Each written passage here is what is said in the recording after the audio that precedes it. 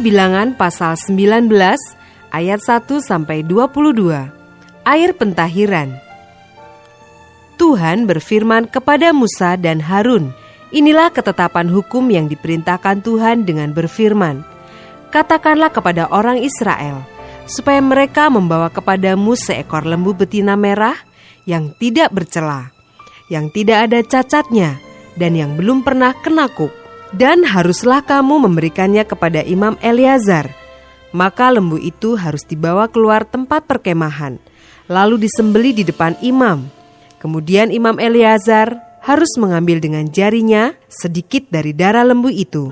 Lalu haruslah ia memercikkan sedikit ke arah sebelah depan kemah pertemuan sampai 7 kali. Sesudah itu haruslah lembu itu dibakar habis di depan mata imam. Kulitnya, dagingnya, dan darahnya haruslah dibakar habis bersama-sama dengan kotorannya. Dan imam haruslah mengambil kayu aras, hisop, dan kain kirmizi dan melemparkannya ke tengah-tengah api yang membakar habis lembu itu. Kemudian haruslah imam mencuci pakaiannya dan membasuh tubuhnya dengan air. Sesudah itu masuk ke tempat perkemahan, dan imam itu najis sampai matahari terbenam. Orang yang membakar habis lembu itu haruslah mencuci pakaiannya dengan air dan membasuh tubuhnya dengan air, dan ia najis sampai matahari terbenam.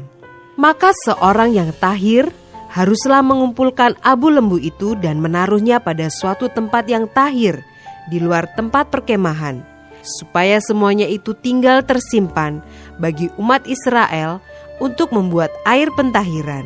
Itulah penghapus dosa. Dan orang yang mengumpulkan abu lembu itu haruslah mencuci pakaiannya, dan ia najis sampai matahari terbenam. Itulah suatu ketetapan untuk selama-lamanya bagi orang Israel dan bagi orang asing yang tinggal di tengah-tengahmu. Orang yang kena kepada mayat, ia najis 7 hari lamanya. Ia harus menghapus dosa dari dirinya dengan air itu pada hari yang ketiga, dan pada hari yang ketujuh ia tahir.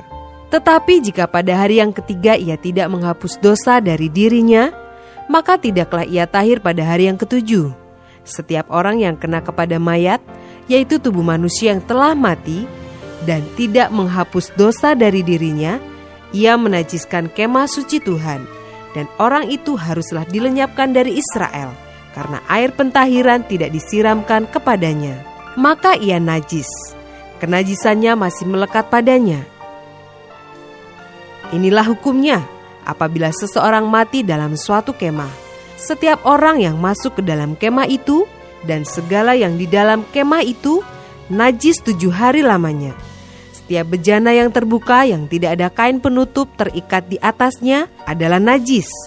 Juga setiap orang yang di padang yang kena kepada seorang yang mati terbunuh oleh pedang, atau kepada mayat, atau kepada tulang-tulang seorang manusia, atau kepada kubur, orang itu najis 7 hari lamanya.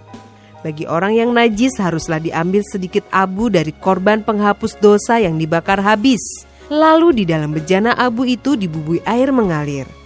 Kemudian seorang yang tahir haruslah mengambil hisop, mencelupkannya ke dalam air itu dan memercikkannya ke atas kemah, dan ke atas segala bejana, dan ke atas orang-orang yang ada di sana, dan ke atas orang yang telah kena kepada tulang-tulang, atau kepada orang yang mati terbunuh, atau kepada mayat, atau kepada kubur itu.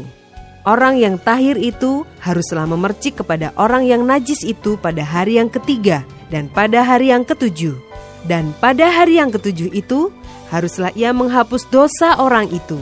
Dan orang yang najis itu haruslah mencuci pakaiannya dan membasuh badannya dengan air. Lalu ia tahir pada waktu matahari terbenam.